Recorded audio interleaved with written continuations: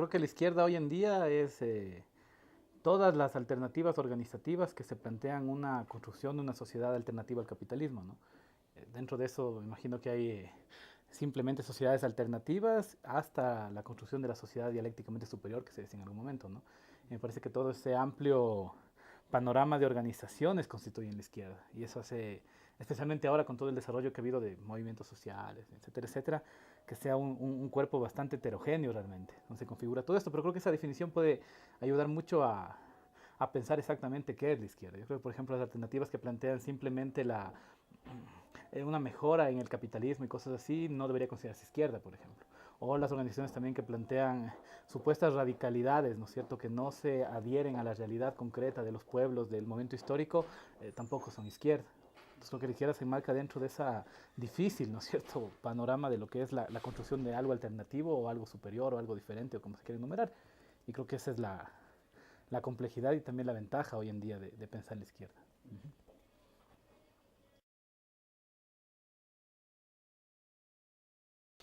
Al menos como yo entiendo que hay lo que se podría llamar las clases populares, ¿no? Entonces yo creo que sociedades como las nuestras, dependientes, coloniales, semicoloniales, qué sé yo, tienen este gran sector que son los sectores populares, ¿no? Que sea obreros, campesinos, estudiantes, minorías, eh, incluso la pequeña burguesía también, y que dentro de esos sectores hay esta condición clásica del marxismo de clase en sí, clase para sí. Entonces me parece que el sujeto de izquierda es cuando esos sectores populares se convierten en clase para sí, con el procesos organizativos, de conciencia, de lucha, de constitución organizativa, y creo que en ese momento se convierte en sujeto. A veces el tema de creo que eso es importante, porque a veces el sujeto se suele delimitar simplemente por una pertenencia per se. Y creo que eso hay que un poco irse quitando, ¿no? Porque eso te lleva a confundir un montón de cosas. Como por ejemplo cuando se hace los análisis electorales, estamos comentando, es decir, claro, el pueblo votó por tal o cual candidato, entonces es de izquierda. Y no es nada más lejano a eso, ¿no? Hay un tema de conciencia, organización, praxis política que te convierte en clase para sí. Y creo que ahí los sectores populares se convierten en sujeto de izquierda.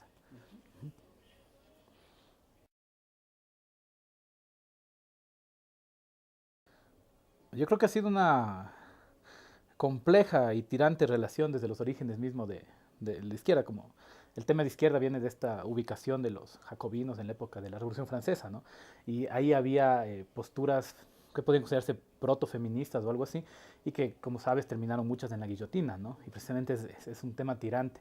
Luego, quizá con el avance del pensamiento político de izquierda y con el advenimiento del marxismo, hay como se comienza quizá a pensar y a generar estos procesos de vinculación de las demandas específicas de las mujeres dentro de la reivindicación general de izquierda, ¿no? Mary Bones era parte de los primeros movimientos de internacional y qué sé yo, y ahí como que se articula un poco, ¿no? Y creo que en la época donde la restauración se vuelve más tirante y también más interesante es en la época de Lenin, ¿no?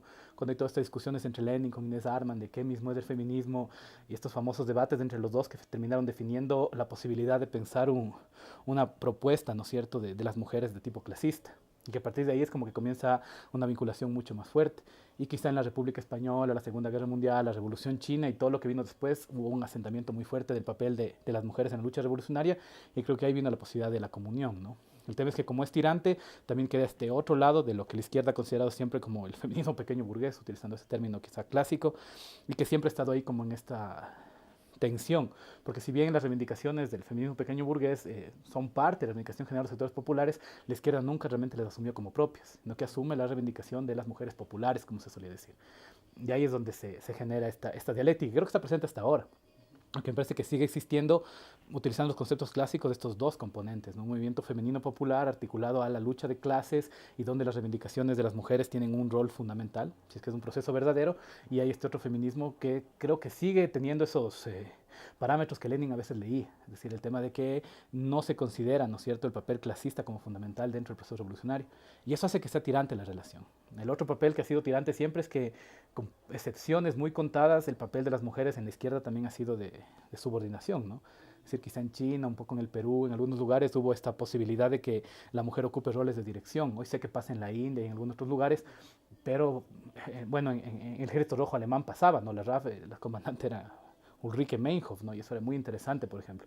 Pero generalmente pasa lo contrario, es decir, que ahí todavía, a pesar del papel de las mujeres en la lucha, las comandancias siguen siendo masculinas, las direcciones son masculinas y eso es un tema que habría que pensar.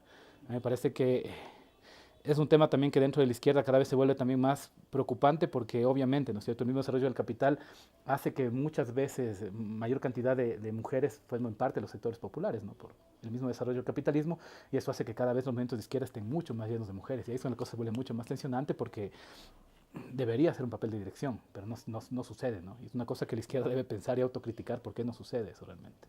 Ujú.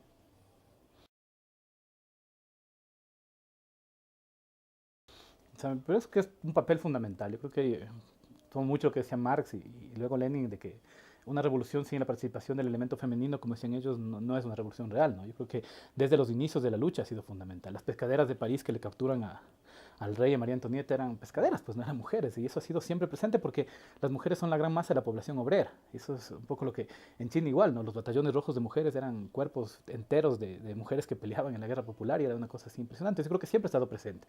El tema es esto que te digo, o sea, en algún momento es como que se invisibiliza eso, simplemente no pasó y tienes al Che o a Mao como los grandes dirigentes y se olvida todo lo que había detrás. Las partisanas en Europa fueron la base de los ejércitos que minaron el fascismo, mientras el ejército rojo iba por delante, donde también peleaban mujeres, ¿no? Por detrás los partisanas eran un elemento fundamental, entonces creo que ha sido muy presente, ¿no? Y creo que las demandas se enmarcan primero en la reivindicación general de la clase, que me parece que es lo que engloba todas estas luchas, y luego vienen las demandas específicas, ¿no? De no violencia, el fin de la esclavitud doméstica, la posibilidad de alcanzar mayores derechos para las mujeres, porque en los inicios de esta lucha tenemos que hablar de sociedades donde no había ningún derecho para la mujer. China, por ejemplo, la España pre-republicana, en sociedades sumamente autoritarias y donde la mujer no tenía casi ningún derecho civil ni nada. Entonces ahí se articulaban en esas demandas de necesariamente justas, ¿no es cierto?, de la situación de la mujer en general a las demandas clasistas. Y creo que hoy un poco se ha orientado también al tema de la lucha contra el patriarcado, contra la violencia de género, contra el derecho al aborto, por ejemplo, que fue una reivindicación que desde el comienzo estuvo ahí añadida. No sé, la URSS fue el primer país en el mundo donde se legalizó el aborto y todo eso, ¿no? Entonces creo que está por ahí. Pero el papel, como te digo, es central. O sea, eso no...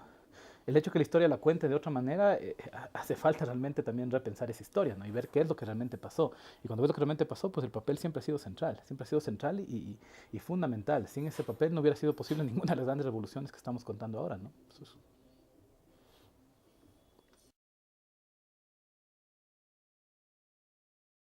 O sea, debe estar despenalizado. Yo creo que esa es una demanda, como alguna vez lo planteaba, ni siquiera proletaria. Yo creo que es una demanda burguesa. Lo que pasa es que nuestras sociedades, por el mismo tema de toda la estructura semifeudal, del capitalismo reaccionario que decía Agustín Cueva, seguimos discutiendo algo que no debería discutirse. Es decir, todo el mundo capitalista, el aborto es legal, porque es una demanda humana más allá de la cuestión clasista. Es decir, la burguesía misma en todas sus reivindicaciones ilustradas ya planteaba este tipo de derechos, ¿no? Obviamente a la burguesía le costó 200 años aceptarlo, pero con las primeras revoluciones proletarias tuvieron que aceptarlo y en Europa, en cualquier lugar de Europa eso es legal. En Estados Unidos, en la mayoría de estados que no son estos estados blancos ultraconservadores, es legal. Entonces yo creo que eso es una demanda que incluso ni siquiera es proletaria, es una demanda de la sociedad capitalista ilustrada. Pero digamos el hecho de que nuestras sociedades sean tan retardatarias, tan conservadoras, hace que los sectores populares y el proletariado hayan asumido esta demanda también como propia. Entonces, yo creo que eso es algo que ni siquiera debería discutirse a esta altura del desarrollo histórico.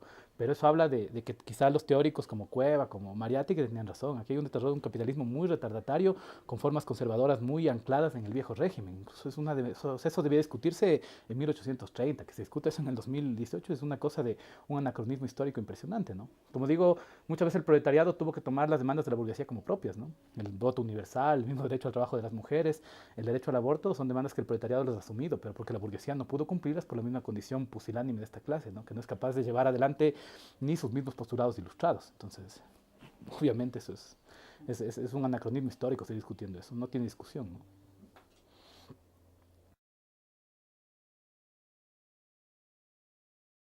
Ese es un tema polémico también, porque creo que la izquierda no lo consideró hasta no hace mucho tiempo atrás. O sea, por ejemplo, Marx pensaba en esta naturaleza que nunca se iba a acabar, ¿no? Entonces, uno puede entender en Marx, en los textos donde se atreve a pensar algo de la futura sociedad, que la naturaleza es inacabable, ¿no? Imagino que para los soviéticos tampoco era un problema. Imagínate, la URSS en esa época muy reducida, con un campo gigantesco, no lo pensaron jamás. De hecho, quizá ya el momento en que empiezan los temas del crecimiento atómico en la URSS fue cuando alguien comenzó a decir que capaz el socialismo no debía ser lo mismo que al otro lado, ¿no? Y creo que ahí empieza como a pensarse esto. Y claro, y hoy en día es un tema central, porque algo que se ha notado es que la naturaleza no es tan inagotable como Marx ilustrado pensaba, ¿no? Sino que más bien es un tema de un límite que pone en juego la misma existencia de la especie humana. Y creo que eso es lo que le lleva a la izquierda a tener que obligadamente pensar en eso. Y algo que hemos discutido adentro de las organizaciones siempre ha sido este tema de que quizás hace unos años atrás nosotros mismos pensábamos que era una tontería. O sea, decíamos, no, eso es un tema de flores, de abrazar árboles, tonterías así. Y claro, ya te das cuenta que no, pues que eso era algo que debíamos haber tomado en cuenta mucho antes. Ni que quizá la participación del movimiento indígena, los movimientos ecologistas y esta vinculación que ha habido en los últimos años entre estas fuerzas que quizá no han sido tradicionalmente de izquierdas, pero que se han anclado en este discurso, convierte también la reivindicación de naturaleza en una reivindicación proletaria. Y creo que ese es un punto central.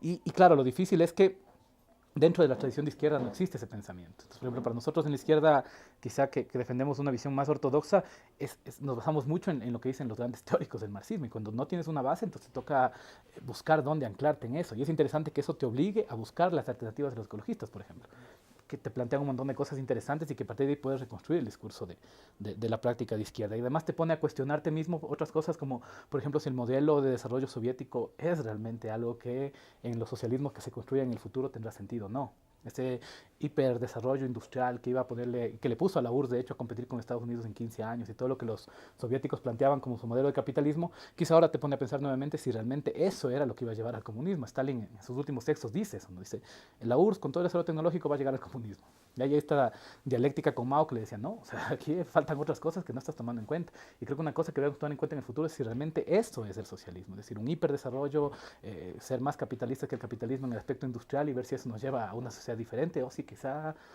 este límite ecológico, ¿no es cierto? Y todo este desarrollo del pensamiento ecologista te lleva realmente a repensar qué mismo es el socialismo y cómo la relación con la naturaleza debe también transformarse en un proceso de diferentes sociedades, ¿no? Creo que eso es una demanda también muy tensionante en la izquierda, especialmente porque quienes venimos, como te digo, de una visión quizá más ortodoxa no tenemos referencias, es algo que toca crear.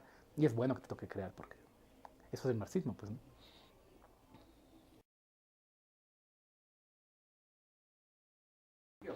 Que es justo lo que conversábamos, ¿no? Es decir, hay toda una noción del pensamiento, quizás de los soviéticos más que otros, de este tema del desarrollo económico en el socialismo, ¿no? Entonces, todos estos planes quinquenales que le permiten a la URSS avanzar hacia este hiperdesarrollo, pues en un momento eran la guía y el camino a seguir, ¿no?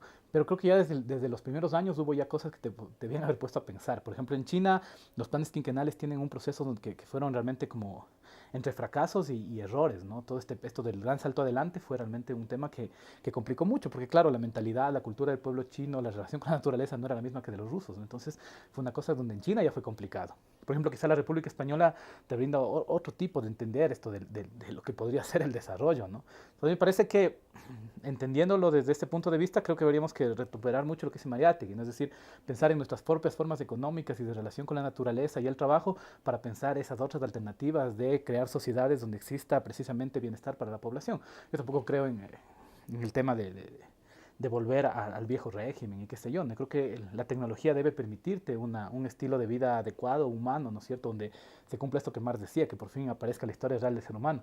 Pero quizá ese desarrollo tecnológico no implica hiperdesarrollo, industrias, contaminación, qué sé yo, sino más bien otro tipo de relaciones con la naturaleza y otro tipo de valoración y tecnificación del trabajo. Entonces, por ejemplo, cuando yo hablo de desarrollo, pienso en lo que decía Mariátegui, dice la comuna indígena como base de las cooperativas socialistas de aquí. Y creo que eso ya te cambia un poco el sentido de lo que es la construcción, porque obviamente desde la perspectiva indígena, la relación con la naturaleza, con el entorno, es muy diferente a la que existe por acá, ¿no? En Occidente. Y creo que por ahí sería el entender. Entonces, a veces sí, yo creo que la crítica que se le hacía al modelo soviético es muy correcta hoy en día. Es decir, criticar esto no es desmerecer lo que hizo la URSS. Yo creo que en su momento fue muy correcta la táctica de los planes quinquenales, pero quizá en este momento de la historia sí hay que repensar cómo es eso. Yo también creo que los procesos de desarrollo tienen que ser planificados, yo en eso comparto totalmente la opinión, pero la planificación tiene que partir mucho de las condiciones naturales, culturales, históricas de los pueblos para generar el desarrollo desde la propia historia del pueblo. Mariátegui decía esto de que nuestras culturas quedaron estancadas con la conquista y que el socialismo permitirá nuevamente que se desarrollen, pero el desarrollo cultural no es el desarrollo occidental fabril, es otra cosa, y eso creo que es algo que además me parece a mí que quizás es un error planificarlo desde la nada, sino que tiene que planificarse precisamente en consonancia con los procesos de desarrollo que la revolución genera, ¿no? Es decir, el momento que llegas a los pueblos y empieza la lucha, empieza la corrupción del poder, ¿cómo hacemos esto, no? Y creo que ahí seguramente las personas de izquierda tendremos mucho más que aprender de las masas que lo que nosotros podemos enseñarles, que es algo que la pedagogía liberadora y todo nos ha enseñado también en estos años de tener que ser más humildes frente a las masas, ¿no?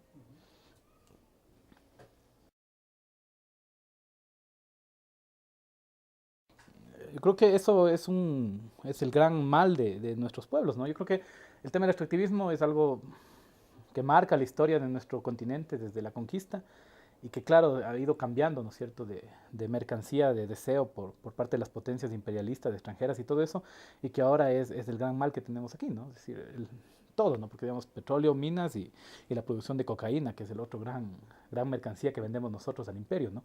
Y creo que eso realmente es lo que te tiene en el estado que te encuentras, ¿no? Es decir, eso implica el escaso desarrollo agrícola, ¿no es cierto?, la inexistencia de industria, todo lo que es la pauperización de las ciudades, de la destrucción de la naturaleza, de mundos de vida, de comunidades y todo eso. Entonces yo creo que ese es el gran problema que tenemos, ¿no?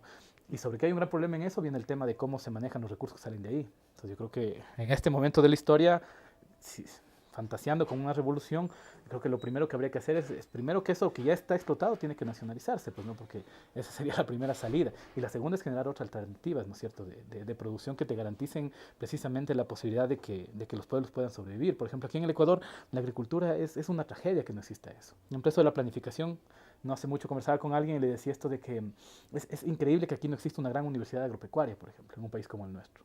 Y eso precisamente te habla de que como todo está dedicado al extractivismo, ¿no es cierto? Y este cáncer brutal que padecemos los pueblos, entonces la agricultura queda totalmente desechada. Cuando los estudios de los agrónomos, toda esa gente sabe que la agricultura aquí podría permitir tener condiciones de vida muchísimo mejores que tenemos ahora, pero no pasa nada, precisamente porque estamos encadenados a eso, ¿no?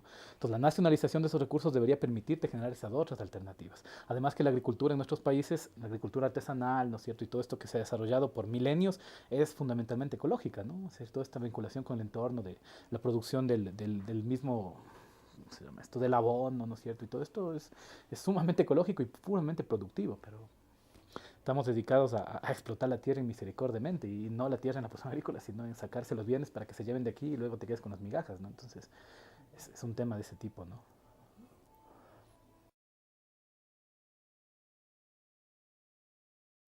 Para mí, creo que es dos cosas, ¿no? Digamos, por un lado es quizá un sentido de vida. Creo que cuando uno acepta, ¿no es cierto?, militar y ser parte de la lucha política es un sentido de vida, ¿no? Es quizá una de las cosas que uno le permiten sobrevivir en este mundo capitalista. Porque cuando uno está militando es como que sabe que por más que le toque muchas veces tener que convivir con el enemigo, ¿no es cierto?, un trabajo, todo lo que implica la sociedad capitalista, uno sabe que al final también está minándolo por dentro y que uno está permanentemente vinculado a ese objetivo de transformar esto, ¿no?, de que se termine. Y creo que de ahí se genera un segundo momento que es el compromiso, que la militancia te genera un compromiso con la gente, con tus compañeros, con las personas con quienes de algún momento te acercas de una otra manera, y que es un compromiso que te lleva también a generar todo esto que el Che decía, que es la ética de la revolución, es decir, este tratar de quitarte lo más que puedes lo visto del capitalismo. Yo creo que es una cosa que todos cargamos, ¿no? Somos educados por esta sociedad y cargamos un montón de vainas ahí, pero creo que la militancia tiene que obligarte precisamente a dejar lo más que puedes ese tipo de cosas, vanidades, egoísmos, machismos, y todo lo que uno termina cargando. Y que ese compromiso te lleva cada vez a tratar de luchar contra eso. Obviamente siempre va a tener un montón de cosas y es muy difícil, pero cada vez que militas, cada vez que entras en un nuevo proceso, tienes que irte un poco sacando ese tipo de cosas, ¿no? Por ejemplo, una de las vanidades, creo que con los años de militancia te van quitando también. Porque claro, cuando te das cuenta de lo inmensamente grande que es el proceso que tienes por delante, no tiene sentido la vanidad que en un momento te genera. Y que muchas veces uno ve en la izquierda cuando se inicia eso, ¿no? Ya porque leo 4 libros de marxismo, yo soy el iluminado que le enseño a todo el mundo cuál es la verdad de la práctica, es una tontería, ¿no? Que quizá con el tiempo comprendes y es el compromiso que te lleva a decir, no, o sea, aunque lo siga creyendo individualmente, el rato que soy un militante, o quitarme eso de la cabeza, ¿no? Y ese compromiso es el que te permite también seguir. Porque además la militancia creo que es algo difícil, y no creo que sea algo sencillo de hacer. Yo creo que esto de, además en estos tiempos, ¿no? Yo considero que, por ejemplo, la militancia en tiempos de acción es mucho más sencilla. Creo que en tiempos en los cuales estás derrotado, todo es pacífico, todo es tranquilo, es duro porque entonces tienes que realmente luchar contra el capitalismo. Y el capitalismo te pone día a día mil trampas, ¿no? Mil seducciones. Y a veces caes, a veces vas para atrás, a veces reconsideras y a veces haces la crítica necesaria para poder seguir militando, porque la trampa del capitalismo está ahí en mil formas, ¿no? Familia, trabajo, enriquecimiento, posibilidades económicas, y ahí es donde uno tiene que siempre darle la lucha. Y creo que solo puedes hacerlo, nuevamente hay la dialéctica, si estás militando. Si no estás militando, por más buenas intenciones que tengas, al final te vienes corrompiéndote, porque el capitalismo es muy seductor, pues, ¿no? Y solo la vinculación con tus compañeros, lo que te debes al otro, esa posibilidad de esto que decía, no recuerdo quién era que decía esto de que el camarada es el grado más alto de relación humana, porque en ese caso no te une ni familiaridad ni interés económico, nada, sino la consistencia en la lucha, el estar día a día, el cuidarte la espalda, el unirte en la práctica, y creo que es lo que te permite seguir por ahí, ¿no? Para mí es de eso la militancia. Uh -huh.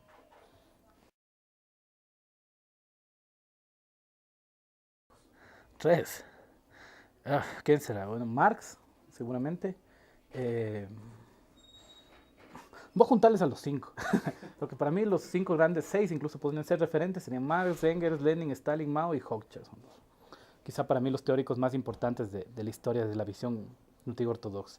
De ahí, en un segundo, sería para mí históricamente aquí en Latinoamérica el Che y todo lo que para mí reúne la figura del Che, que es toda la militancia revolucionaria guerrillera de los latinoamericanos. Mucha gente, toda la gente que se sacrificó, luchó, murió, fue torturada, sigue por ahí peleando. Sí, sería un referente que en el Che podría ser.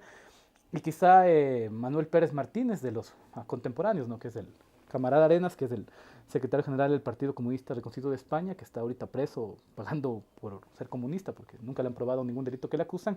Y creo que él resume también el resto de lo que ahora pasa, ¿no? Es decir, un montón de gente que está presa por ser comunista, porque qué sé yo, en el Perú hay un montón de presos políticos, en Brasil, en todo lado, y creo que resume eso, ¿no? Pero creo que serían esos tres momentos de la historia. El primer momento de los grandes generadores de pensamiento de izquierda, luego la práctica nuestra latinoamericana, que creo que también es muy importante para mí, que el Che podría ser esa figura que concentra todo eso, ¿no? Ese significante que se llena de todo esto, y también ese significante de Arenas, ¿no? Que llena todo de lo que está pasando ahora, toda esta lucha en tiempos de repliegue, creo que también que es quizá el momento más duro para mí de lucha, y por eso valoro mucho lo que la gente que hoy día se atreve a luchar está haciendo, ¿no?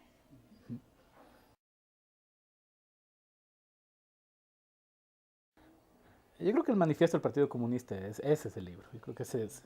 Cuando yo trabajo en formación política, siempre es el libro que empiezo leyendo. Que me parece que es el texto clave. Yo, cada vez que leo el manifiesto, encuentro cosas nuevas e interesantes. ¿No? Es que es un texto que condensa mucho de lo que es todo el ideario de lo que es la izquierda. ¿No? Yo creo que ese es un texto fundamental.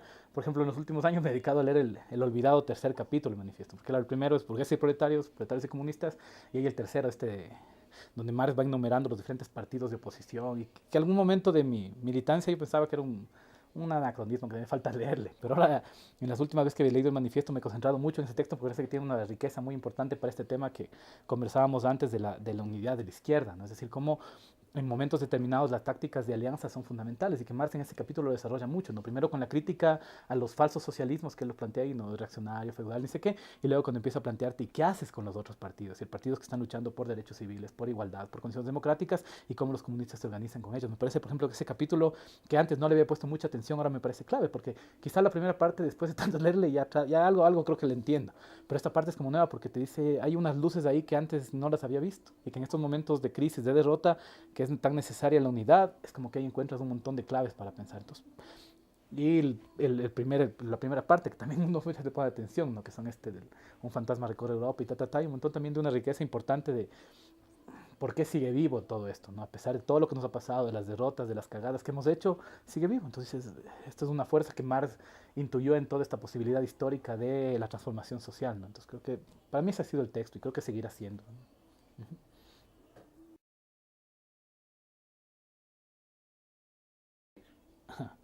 Una anécdota, chuta. O sea, un poco lo que yo quisiera hablar es del tema de la lucha callejera, ¿no? O sea, no es una específicamente una anécdota, sino es un poco que te decía de cómo quizá mi generación se vinculó a la lucha, ¿no? O sea, yo vengo de una generación que nos educamos después de la caída del muro y que los partidos se hundieron, no había nada, había muy pocas oportunidades de militancia, pero en cambio fue una época muy álgida en lucha social, ¿no? Fue toda la lucha contra Borja, contra Sixto después, contra Bucarán, contra Mahuad, y que quizá terminó con la caída de Lucio Gutiérrez, ya en la parte quizá final de este proceso. Entonces yo valoro mucho todas las experiencias de lucha callejera que tuve, ¿no? Es decir, esto desde el colegio, de salir, lanzarles piedras a los chapas sin saber muy bien por qué lo hacías, un poco a veces hasta en el juego de no saber qué es y la emoción de la adrenalina que te generaba, hasta ir poco a poco tomando conciencia de qué es lo que estaba haciendo en la lucha callejera, ¿no? Esto de enfrentarse a los chapas, del gas, de correr, pelear en la universidad y quizá con el tiempo ir tomando conciencia desde ahí. Entonces yo creo que a veces nosotros mismos a veces nos criticamos por eso, porque decimos quizá esa formación no fue la más adecuada, ¿no? Es decir, no es que empezabas leyendo el manifiesto y luego sabías por qué lanzabas la piedra, fue al revés, lanzabas la piedra y por ahí te encontrabas la razón después. Pero creo que eso forjó también una generación muy convencida de la necesidad de luchar. Y creo que esa necesidad de luchar también te forja en eso, ¿no? Es decir, en que esto tiene que hacerse de cualquier manera que se haga, sea en las calles, sea en otras condiciones, sea en las trincheras de pensamiento que decía José Martí, pero tienes que pelear todo el tiempo. Y creo que es una generación que ha sabido luchar mucho. O sea, a pesar de que no logramos nada y que quizá históricamente incluso quedamos mucho más relegados con generaciones anteriores y seguramente con las del porvenir también, pero es una generación que de alguna manera pudo sostener cosas. Y eso me parece que es importante. Y lo otro que valoro mucho de la lucha callejera es que mi reencuentro muchas veces también con la militancia fue a través de la lucha callejera. Por ejemplo, yo recuerdo en las últimas movilizaciones contra Correa, que también estuve ahí y hubo la oportunidad también de por ahí lanzar piedras y pelear con los chapas, fue de nuevo encontrarse con viejos compañeros, ¿no? Que a veces no los habías visto años y de repente te das la vuelta y estaba al lado tuyo ahí en la bronca. Y dices, oye, qué mal los tiempos, un abrazo y sigue en la bronca porque era el tema, ¿no? Entonces yo quisiera mucho rescatar el tema de lucha callejera. Me parece que es un tema que además todo el aparato ideológico del correísmo le hizo mucho daño, ¿no? De los tirapiedras y catalogar de esa manera. Y yo creo que incluso en todo este encuentro de la lucha era interesante porque te encontrabas con todos estos sectores de izquierda que eran catalogados así, por ejemplo, con los compas del MPD, ¿no? Los chinos, te encontrabas ahí. Entonces, por ejemplo, si algo yo valoro y rescato de esa militancia siempre fue su valentía en la lucha, por ejemplo. Más allá de todos los otros méritos que seguramente tienen y las críticas que seguramente tienen, y cuando algún compa me ha preguntado mi opinión también se las he dicho, a mí me parece que ese, por ejemplo, es un valor que esta organización la tuvo y que quizá muchas organizaciones que hoy seguimos por aquí tuvimos y que tanto ellos como nosotros de alguna manera reconocemos que es eso. Ahí nos encontramos tirando piedras pues, y ahí estabas presente. Y cuando había que estar ahí, estabas ahí y ese rato no había rivalidades, no había dogmatismo, no había nada, sino para compartir este momento de lucha contra ese enemigo común que se encarnaba en ese momento en el chapa que te estaba disparando, qué sé yo, ¿no? Y creo que es un valor que además me parece que debería rescatarse nuevamente, ¿no? Todo lo que está pasando en el país creo que necesita nuevamente lucha callejera. Yo creo que si aquí no se implantó el neoliberalismo como en Chile, en otros lados, porque había lucha callejera. Si el seguro hubiera desaparecido hace 20 años atrás y el precio de la gasolina y los subsidios se contuvo porque había gente en las calles peleando.